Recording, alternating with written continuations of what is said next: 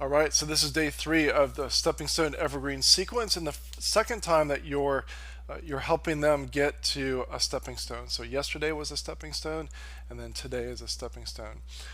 I mentioned this in passing several lectures ago, but another way that you could do this sequence would be that instead of doing a myth, which was the sacred cow barbecue on day 1, if you just can't come up with some sort of myth to put on the sacred cow barbecue, you could come up with 3 stepping stones. So day 1, stepping stone; day 2, stepping stone; day 3, stepping stone. So that's another alternative. But let's just stick with the sequence that we've got. Now there's a lot going on in this email, a lot of nuances that I want to share with you, but they're not required in order for this email to work. And what I mean by that, let me increase the zoom here.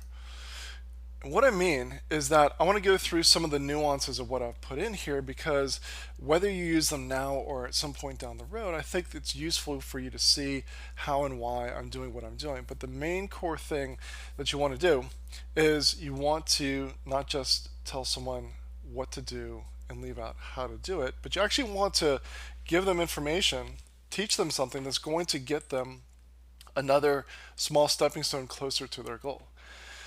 Okay, so with that, let's go ahead and jump in. Now, I left off with the previous day's email, left a cliffhanger by raising an objection, and that's where I'm starting off.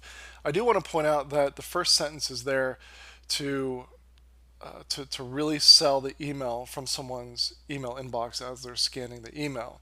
Now, I pay it off. It's not just there just to get, it's not clickbait, right? It's not just to get someone to click and open. I pay it off, but I really try to focus on getting that subhead for my prospect's inbox to get someone to want to open the email. All right, so again, rather than just jumping in and saying, hey, let me teach you something, and just teaching a concept, I raise the problem. So it's always problem, agitate, solve. Problem, agitate, solve. Even if you don't spend a ton of time agitating, at least problem before solving. So sometimes, we put this in here. Sometimes we hear, will a deadline work for my market? Will I sound too pushy by using a deadline? All right, and there's a promise. What you're about to see is probably the best way to use a deadline without coming across too pushy. All right, so I've raised raised the problem, and I've made a promise that I'm going to solve it and show them the best way. And then before I get into it, I raise some bullets. Why do I do this? Because I still want to build up even more anticipation for what they're about to learn. So these are what is called in copywriting as blind bullets. So a blind bullet, famous blind bullet, and there's tons and tons of them, but a famous blind bullet is what to never eat on an airplane. Okay, it's blind because it doesn't tell you what it is. You have to buy the course in order to get it. Now in this case, I'm not trying to get someone to buy the course right away. I'm trying to get someone to read my email. I'm using blind bullets to sell the value of reading the email. Okay, and that's really important. These are not blind bullets for the product. It's blind bullets for what you're about to learn. I'm further increasing the anticipation and desire to read this email and be excited for what's to come. So exactly when to use the deadline, the wrong time to talk about your deadline, and step-by-step how to set it and forget it through the wonders of technology. All right, and then I start with, okay, let's start with the quote, will a deadline work for my market question? Now, you can use this as well in your emails, and you should, because it provides awesome cover for you to bring in testimonials. By cover, I mean context. So you're not just dumping testimonials. Hey, testimonial 1, 2, 3, here's what people say because you should buy my stuff. Okay. I want my marketing to feel as natural as possible, so it doesn't feel like I'm pushing on them. I don't want them to be any resistance. If they don't feel me trying to change their mind and see my product in the most attractive light, then there's nothing for them to resist against. All right? If they don't feel resistance, there's nothing for them to resist. So now, again, on the last day, it's all bets are off. Put it all on the table. This is your last opportunity. I mean, this is your last opportunity to get them to buy, but we're not there yet. Okay, this is day 2. So I still want my influence to feel invisible. or to be unfelt at all. So if you can bring up the question, hey, but will this work for 40-year-olds? Hey, but will this work for me? Will this work for my situation? Then you can easily say, yeah, I won't bore you with all the details of this and that and the other thing, which I'm linking. I want to know, I want you to see, I'm linking to a Wikipedia article. And some people would think, well, why would you link to a Wikipedia article that's not going to generate any sales for you? Well, I'm further proving my claim that deadlines work. So it's one thing for me to say it, it's one thing for my clients to say it, but when I can say, look, there are these psychological principles that you can look up in Wikipedia, it really underlines the fact that this is legit. I don't have to say it's legit. I'm showing and demonstrating that it is absolutely 100% real. So I'm linking to the studies. If they want to click it and link it, they'll say, wow, this is really well researched. It just really provides that extra proof. It's really so important for you to prove your claims. Okay, so moving on from there. So I've raised the question so that now I can then answer it. Will a deadline work for my market? Yes, for example, client number 1, client number 2, client number 3, client number 4. So I try to use various different case studies that are different somehow. So one's a yoga teacher, one teaches a musical instrument, another one teaches people how to lose weight through cooking, another one uses it in their real estate business. And then I just link to, look, and this is just a handful. If you want to see more, here and here. Okay, so it seems like I'm just kind of mentioning, oh, by the way, if you're interested in more case studies, here's some links. Almost like I'm not even interested, but since we're talking about it, just here are some links. So that's a way for me to very casually, in context, link to the case studies page and the testimonials page, where there's lots and lots and lots of other testimonials and videos about Deadline Funnel. So it works in any language, any part of the world. Now I use an analogy. I've used this before, and now I'm using another analogy again. I'm just trying to really bring it home to something that everyone can picture and understand. In this case, I'm using the image of trying to catch fish with a net. If you're not using a deadline, you have a hole in it, which again is emphasizing the point that I made before. If you remember back to day 1, where it was the Sacred Cow Barbecue, the main theme was you must have a deadline, and I truly 100% believe that. You must have a deadline for you to get the maximum results. And so I'm using the analogy of, it's like trying to catch fish with a net that has a huge hole in it. I mean, basically you're going to still catch fish, but a lot are getting through. So that hole is procrastination. All right, so then there's some other text that you can read later. And so we're talking about timing, and I come up with this concept of distant deadline disease. And this is kind of neat. I don't know if you'll have an opportunity to do this in your emails, but I still want to point it out. And that is, I found this article where, again, what I'm trying to do is I'm trying to further prove, without making it look like I'm trying to just heap on tons and tons and tons and tons of proof. I don't want to overdo it, right? Because if I say, and here's another study and another study and another study, eventually it's like, wow, like you seem really insecure that deadlines don't work. I don't want there to be any sort of blowback from me bringing up additional stuff. And so what I've done is I found a way to bring up a study where I'm saying, essentially from the screenshot, I'm saying, look, the point of me bringing this up is not the incredible conversion increase that they got, but it really is.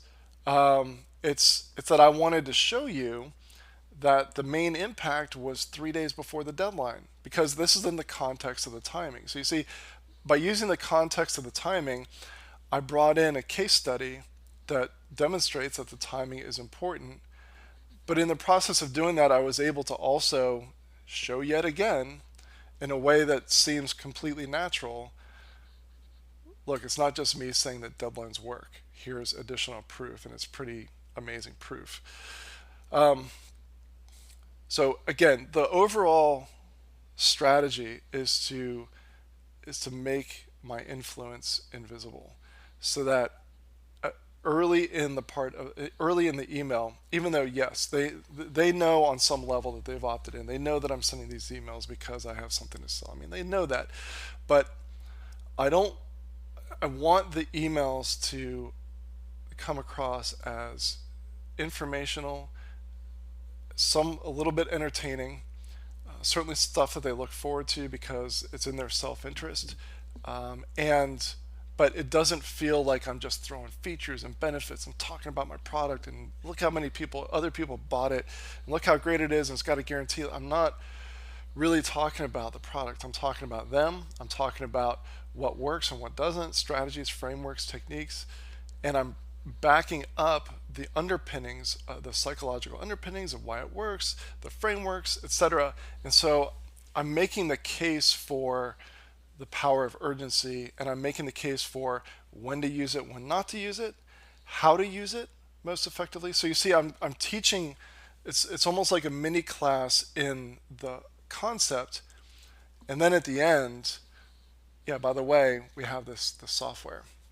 Okay, so again, I want to tell the origin story of this feature that is a really cool feature, a really powerful feature that hides the countdown on sales pages until a time of someone's choosing, until the marketer wants the countdowns to appear, which ideally would be closer to the deadline rather than say 5 days out. So how do I tell that origin story? Well, first of all, why do I want to tell a story at all? Number one, because this is, even though I've mentioned in the previously kind of mentioned that there's deadline funnel, it's in my signature, so they know that it exists, but I haven't really talked about the software at all. So telling the origin story of either the software of the product or a feature of the product, like why did I create this, is a way for me to naturally segue into talking about the product. But also, stories are a very, very powerful way. Even short stories like this are a very powerful way to communicate, to persuade, just like parables. All right. So the way that I've done this is that I said that I noticed, I bet if you think back to your buying behavior, you'll see that a deadline has a much stronger impact on you when the deadline is with 24 hours. That got me thinking. And so now it's the internal dialogue. What if you could hide the countdowns on your pages? And what if the countdowns could automatically appear on your pages at the same time? You start to mention the deadline near the end of your email sequence.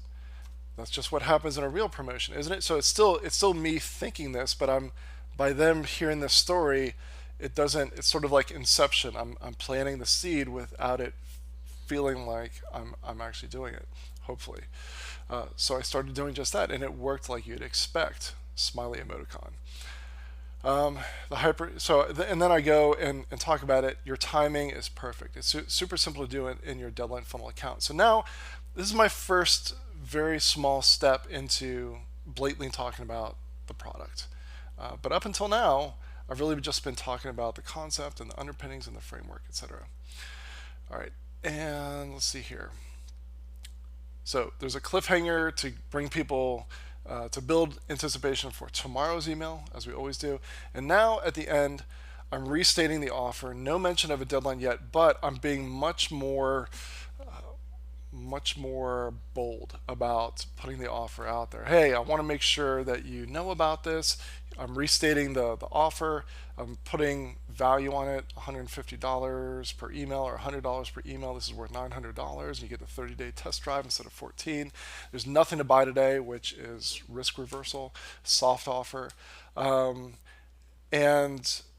I barely mentioned, like the only mention here is so for a limited time, so I didn't say how limited, I didn't say when the deadline is, but I did mention it's a limited time. All right, and so again, I'm doing the same thing. I'm not pounding the deadline. I am dropping little hints and clues that yes, this is a limited offer. Yes, all good things come to an end. And I'll use that phrase, I think, in the next email or the email after that. But regardless of the phrasing, the point is that I'm not hammering them with the deadline yet. And in fact, when they go to these pages, the countdown isn't on the page until I really start talking about the deadline and it expires tomorrow or it expires later tonight, that's when I start to show the deadline. And it's what I recommend that you do as well. All right, so I've included the subject line examples and, of course, the template. So that should get you up and running with day 3's email. So on to day 4 next.